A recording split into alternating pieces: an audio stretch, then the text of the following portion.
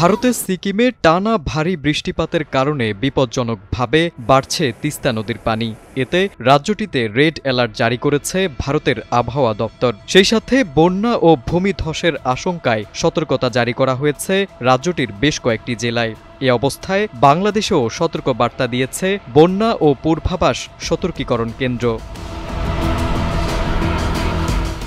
ভারতের সীমানা পেরিয়ে নীলফামারী জেলার কালীগঞ্জ সীমান্ত দিয়ে বাংলাদেশে প্রবেশ করেছে তিস্তা নদী। ফলে তিস্তার উজানে বন্যা দেখা দিলে তার প্রভাব অবধারিতভাবে বাংলাদেশেও পড়বে। তাই বাংলাদেশের বন্যা পূর্বাভাস ও সতর্কীকরণ কেন্দ্র সতর্কবার্তা দিয়ে বলছে, রংপুর বিভাগে তিস্তার সঙ্গে ধরলা ও দুধকুমার নদীর পানি আগামী ৩ দিন বাড়তে পারে এবং এ সময় বিপদসীমায় প্রবাহিত হতে পারে তিস্তার পানি। এছাড়াও উজানে ভারী বৃষ্টির প্রভাবে সিলেট ও ময়মনসিংহ বিভাগের নদীর পানি আগামী ২ দিন বাড়তে পারে বলে আভাস দিয়েছে বন্যা পূর্বাভাস ও সতর্কীকরণ কেন্দ্র। বন্যার পূর্বাভাসে বলা হয়েছে, সিলেট ও ময়মনসিংহ বিভাগের সারিগোয়াইন, জাদুকাটা, ধলাই, সোমেশ্বরী ও মনু নদীর পানি আগামী ২ দিন বেড়ে বিপদসীমায় অতিক্রম করতে পারে।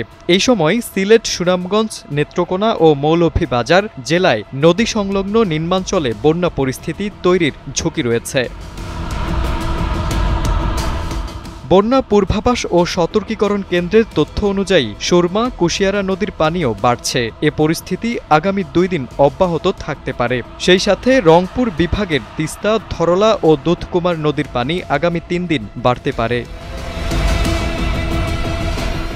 এছাড়াও সতর্কীকরণ কেন্দ্রের তথ্যে আরও বলা হয়েছে, গঙ্গা, পদ্মা অববাহিকায় নদীর পানি আগামী ৫ দিন বাড়তে পারে, তবে বিপদসীমার নিচ দিয়েই প্রবাহিত হতে পারে।